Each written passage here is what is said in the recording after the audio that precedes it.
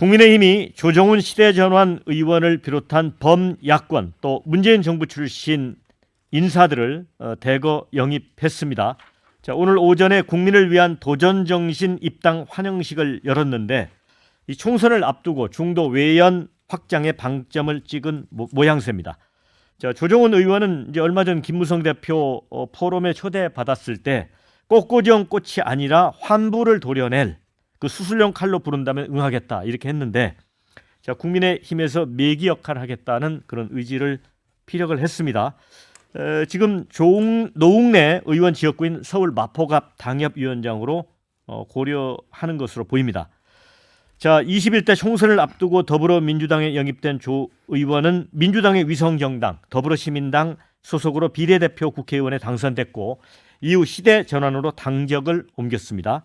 서울시장 보궐선거에 출마해 이재명 경기지사에게 서울과 경기 기본소득 동맹을 제안했고 또 민주당 박영선 후보와 단일화하며 후보직을 내려놓는 등 친민주당 행보를 보였지만 21대 국회 법사위로 상임위가 오면서 이 검수완박, 김건희 특검법에 공개 반대하는 등 친국민의힘 성향을 보여왔습니다.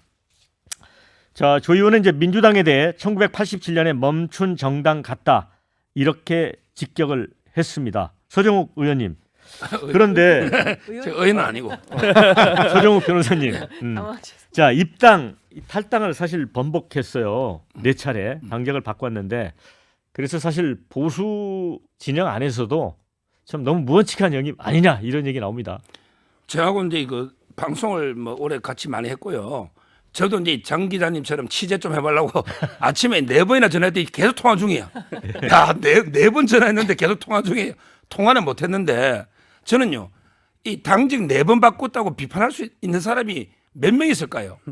도저히 유승민, 안철수, 이준석 전부 몇 번 바꿨습니까 당직? 제가 여기 숫자를 다 안 살려보지만 당직 4번 이상 바꾸는 의원들 많을 겁니다. 그리고요, 실질적으로 민주당 계열에 있다가 이제 그 보수 계열, 국민의힘 계열로 넘어온 거죠. 이런 분들이 많이 있어요. 탈당한 우리 예를 들어 뭐 옛날에 조국 흑서 있잖아요. 이런 게 서민 교수나 이런 분들도 많이 이제 그 민주당에서 있다가 넘어왔는데 이걸 저는 그렇게 과연 비판할 거인가 이렇게 저는 봐요. 왜냐하면 이게 본인이 기본소득이나 민주당하고 갔다가 근데 이재명 대표의 그 행태나 모든 걸 보니까 너무 실망해서 그래서 이게 국민의힘 쪽으로 넘어왔다. 이걸 가지고 이렇게 뭐 배신자다 이렇게 용할 건 아니다. 그렇게 떳떳한 딱 한 길만 한 당만 걸어간 정치인이 몇 명이 있는가 이런 비판하고 싶어. 저는 지금 이게 민주당도요. 유승민, 이준석 천하람 데려가세요 그냥. 데려가시라니까. 철새로 안 할 테니까. 자기 성향이 맞는데 일하는 거예요. 아니 윤석열 정권의 성공을 안 바라고 윤석열 대통령만 매일 방송에 까는 사람 있잖아. 굳이 국민의힘에 적을 두는 게 저는 그게 역겨워요. 민주당으로 가시라니까. 서로가 맞는 쪽에서 일하게 해요. 배신자는 아니다 이런 얘기입니다. 아니 근데 사실 뭐 지금 말씀하신 이준석, 유승민 대표는 안철수 의원은 좀 별건으로 치고 이준석, 유승민 두 사람은 사실 계속 국민의힘 계열 안에 있었던 분들이고요. 이분들이 뭐 민주당에 와서 정치했거나 이런 분들은 아니기 때문에 동률로 비교하기 어렵다는 말씀을 좀 드리고 조정훈 의원은 본인의 유불리에 따라서 모자를 바꿔 써가면서 정치하려고 하는 전형적인 기회주의자죠. 이게 무슨 중도 외연 확장입니까? 서정욱 변호사가 만약에 이분이 민주당으로 갔다 그랬으면 저렇게 얘기하겠습니까? 그러니까 국민의힘 바운더리 안에 들어오니까 칭찬해 주는 거예요. 만약에 민주당으로 넘어갔으면 아주 세게 기회주의자라고 비판을 세게 했을 겁니다. 그리고 아니 중도 외연을 확장한다고 하면서 당내에 있는 홍준표, 유승민, 이준석 카드는 왜 이렇게 박대합니까? 아니 중도 외연이 중요합니까? 내부에 있는 단결부터 해야 됩니까? 저는 이 점에서 볼 때 김기현 대표의 리더십이 참 문제가 있다. 그리고 다 떠나서요. 지금 이분이 이제 마포갑으로 간다는 건데 오늘 최승재 의원이 개소식하는 날이에요. 마포갑에 지금 2명의 현역이 가 있습니다. 지난번에 당협 이용호 재선의 이용호 의원 그렇죠. 거기 아니 사무실 다 냈어요 지금. 마포갑에 가보면 지금 노웅래 그다음에 그 조정훈 그리고 최승재 건물이 나란히 있어요. 그러니까 지금 여기 현역이 벌써 몇 명입니까? 4명이 가 있는 거예요. 거기에다가 조정훈 의원까지 와가지고 하면은 지금 민주당이 7, 8명이고요. 이게 하면은 제가 보기에 줄잡아 그 15명 정도는 지금 경쟁을 하는 거예요. 그러니까 22대 총선 신호탄은 마포갑에서 시작됐다라고 기자들이 분석할 정도로 뜨겁게 달아오르고 있는 지역입니다. 근데 저는요, 이 정도면 당이 리더십을 가지고 판정리를 해줘야 됩니다. 그리고 현역들을 좀 어디로 보내든지 해야 될 거 아닙니까? 이렇게 되면요. 여기에다가 지금 마포갑에서는 강승규 수석도 온다는 소문이 있었어요. 그러면 강승규 수석은 이렇게 되면 자연히 어디로 가게 되냐면 홍문표 의원 지역구인 충남 예산 홍성으로 가게 돼요. 그럼 홍문표 의원은 또 딴 데로 가야 되잖아요. 그럼 이분이 뭐 농림부 장관 간다는 얘기도 있고 장관까지 안 주고 그냥 기관장 정도에서 마무리한다라는 얘기도 정치권 안에 떠돌고 있습니다. 막 이런 식의 혼란이 벌어지고 있어요. 그래서 다 떠나서 저는 조정훈 의원이 뭐 민주당에 대해서 비판하고 있는데 자기 성찰부터 해야 되는 정치인이고 제가 오늘도 뭐 국민의힘 관계자들 뭐 전화 취재를 했습니다만 다들 비판하십니다. 예, 이런 사람이 우리 당에 와서 기회주의적 행태를 할 텐데 다음엔 또 어느 당에 가서 무슨 정치할지 모르는 사람인데 이런 사람을 중도 외연 아무런 시너지 효과가 없다. 이런 비판을 하고 있습니다. 저 문재영 부대변인 뭐 잘못 데려왔다고 말씀하시는 거예요? 그렇지 않고요. 이제 이분이 이제 우선 당직 바꾼 걸로 이분의 역량 자체를 평가하는 건 좀 무리가 있고 사실 이분 같은 경우는 세계은행에서 좀 글로벌 감각을 키우면서 실물 경제나 이런 부분에 전문적인 식견이 있으신 분이고 또 통일 연구나 이런 부분에서도 자기만의 커리어가 확실하신 분이었거든요. 그래서 이제 더불어 시민당인가에 이제 비례대표로서 정치 활동을 시작했는데 사실 이분이 국민의힘으로 입당하는 것은 민주당 입장에서 좀 아플 수가 있죠. 왜냐하면 얼마 전까지 법사위에서 함께 동지라고 생각하고 이렇게 정치 활동을 했던 분들 입장에서는 배신자 이렇게 낙인을 찍을 수 있는데 민주당 의원들이 동지라고 생각 안 하던데요. 지금은 그렇죠.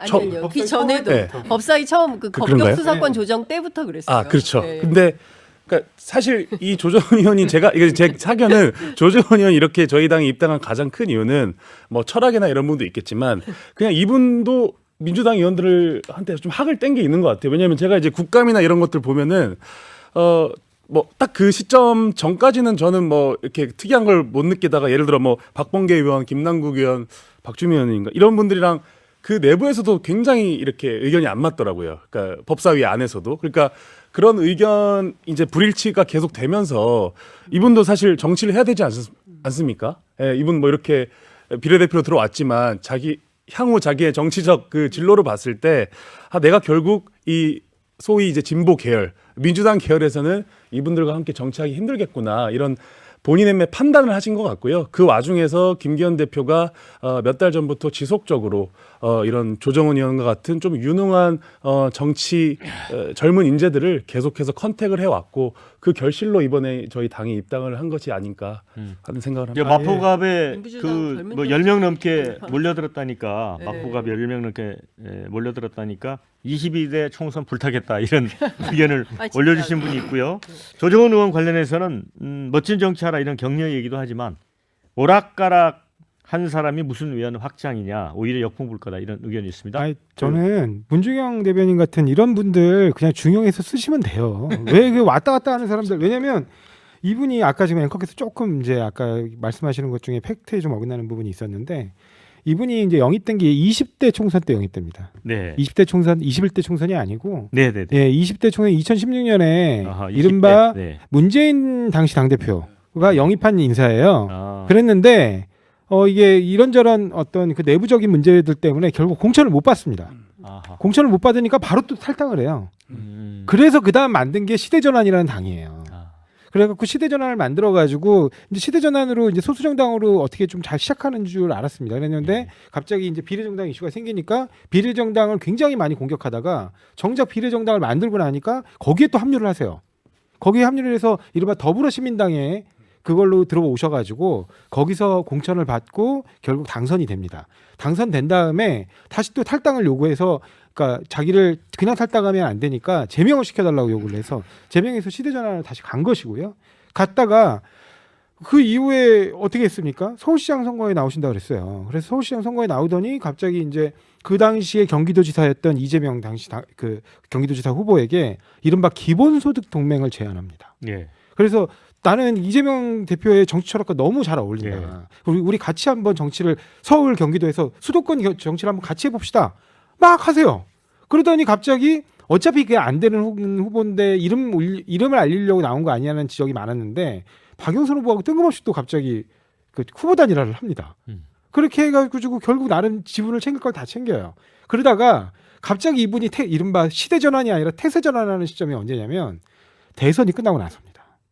대선이 끝나고 나서 4월 달부터 갑자기 민주당을 공격하는 민주당 최전방 공격수로 돌변을 하세요. 그러더니 지원을 해서 법사위로 가셔가지고 이른바 법사위에 간 이후에는 오로지 이른바 그 민주당이 추진하는 모든 법안에 발목 잡기에 나섭니다. 그리고 민주당을 공격하고.